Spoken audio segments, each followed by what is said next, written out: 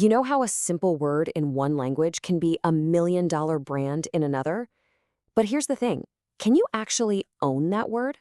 Today, we're diving into a fascinating legal battle that answers that very question. Can you trademark a foreign word?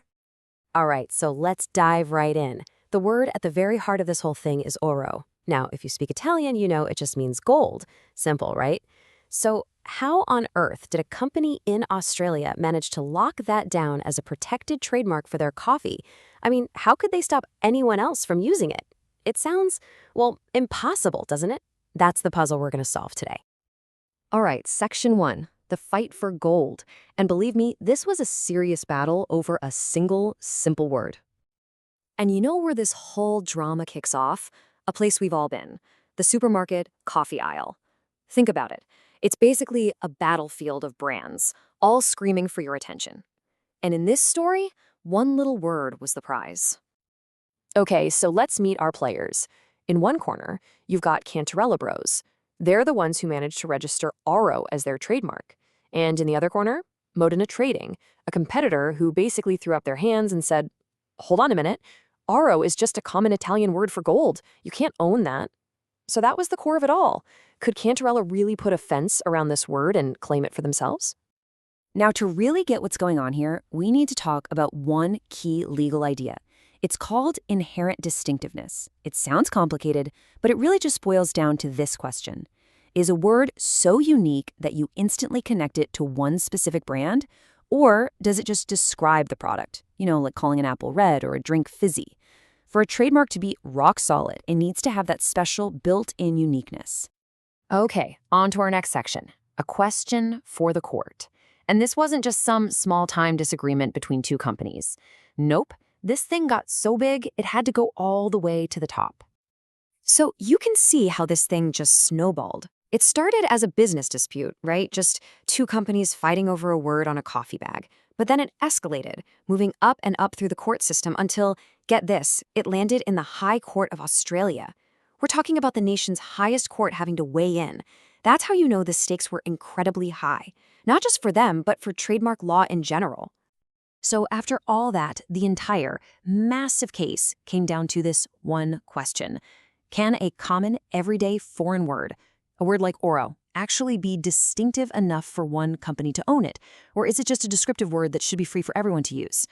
That was the million-dollar question. And that brings us to the big reveal, Section 3, the consumer's perspective. Because, as it turns out, the court's final answer was brilliant, and it all came down to looking at the problem through a very specific pair of eyes. All right, so the moment of truth, what did the court decide? Well, the High Court sided with Cantarella Bros. They declared that, yes, oro is a valid, enforceable trademark. A huge, huge win for them. But the why? Oh, the why is the really interesting part. Yeah, and you might think they'd get tangled up in all sorts of complicated international law, right? But they didn't.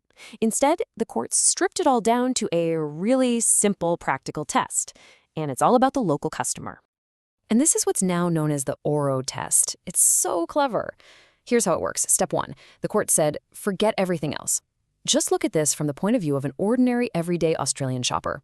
Okay, simple enough. Step 2, ask, does the word oro directly describe coffee in English? Well, no, of course not. And that leads to the slam dunk conclusion, step 3. Since most Australians wouldn't know oro means gold, the word isn't describing the coffee. It's acting as a unique name, a brand. And because of that, it is distinctive. And this quote from the legal analysis just nails it. The court basically said, look, other coffee traders didn't need to use the word oro to describe their coffee. I mean, there are plenty of English words for that, right? Using oro wasn't a competitive necessity, it was a branding move. And by the way, this also applied to another one of their trademarks, Cinque Stelle, which, you guessed it, just means 5 stars in Italian. Which brings us to our final section, why this matters. Okay, so a coffee company won a court case. Big deal, right? Well, actually, yes, because the fallout from this decision goes way beyond the supermarket. It's huge for anyone thinking about branding, marketing, or starting a business. So let's break down the bottom line here. The number one takeaway is that a foreign word can be an incredibly strong trademark, but only if its meaning isn't common knowledge to the local public. The litmus test is always this. Does it just describe the product in the local language?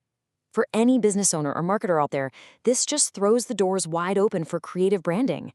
It means you can use all these amazing, evocative words from other languages to build a totally unique identity. And get this, it even works for words that are just praise. Words that mean things like gold or best or 5 stars. As long as the average person on the street doesn't get the meaning, that word can be all yours. And for all you legal eagles out there who want to dive into the nitty-gritty, here's the official case reference. This really was a game-changing decision from Australia's High Court, and it's still a big deal today. So this whole story leaves us with one last thought. The Oro case isn't just about coffee. It's about seeing a golden opportunity where other people just see a simple word. And it makes me wonder, for your next big idea, for that brand you're dreaming up, what foreign word could be your gold?